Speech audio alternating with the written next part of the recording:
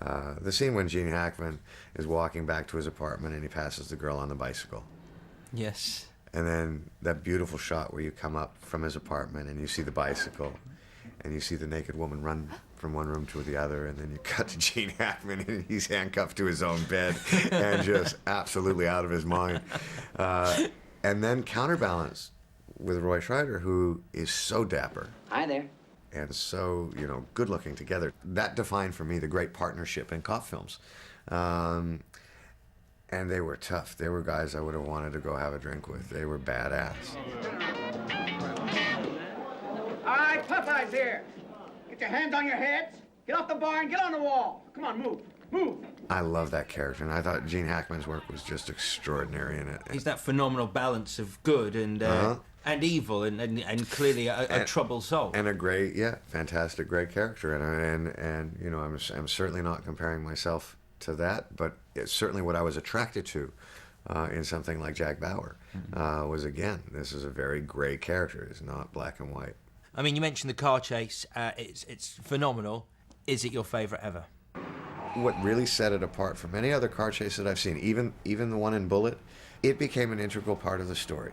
The car chase, as dynamic as it was, if you take a look at the constant cutbacks to Gene Hackman's eyes, this was about this man will die before he lets this end. And so it became a character point. And so the car chase wasn't just kind of visceral excitement.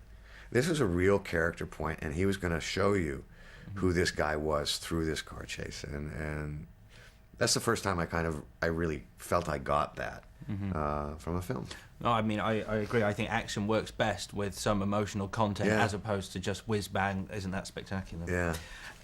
Now, we would normally end now, but I do want to talk to you about one of my favourite films of yours, if that's possible. Oh, well, that's very nice. Thank you. I'm very much a child of the 80s, and The Lost Boys was well, cheers. Yeah. a monumental film for me. And I believe you have a great relationship still with Joel Schumacher. Yeah, we've made I think six films together. Joel's got such an amazing history. I mean, he was Woody Allen's costume designer, and then he was a writer, and he wrote Car Wash, and, which, if you ever go back and check that film out, that's about as edgy as it gets.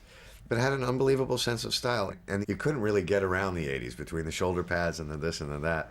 There was a look that you can't escape. It'll probably be one of the few cultural moments that will not be revisited. And so a lot of people tried to kind of hide away from that and run away from the storm. And Joel was not that guy. He was the one to run straight into the middle of the storm and find comfort in the eye. Lost Boys is a perfect example of that, from the music, Tina Turner saxophone player, to the wardrobe, everything. The hair, a lot of it and a lot of spray. My hair hasn't stood up like that since. It became a reference point for so many subsequent films. It was a real staple of pop culture at the time. When you signed up for it, did you have any idea of how successful it was going to be? Not a clue. Not a clue. I mean, I was the one who went to the cast and crew screening of Stand By Me and thought my career was over. So it's, you know, really? I've always misgauged all of it. I did not have great expectations for 24. So yes, it's true. I'm an absolute moron.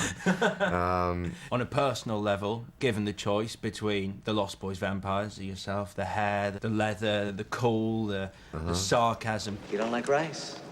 Tell me, Michael. How could a billion Chinese people be wrong?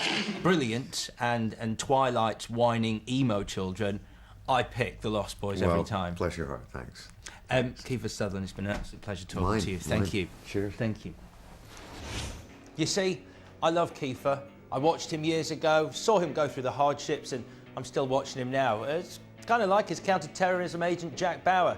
He lives life at full speed. Right then, join me next time on the guest list when another favourite film star of ours picks their favourite movies.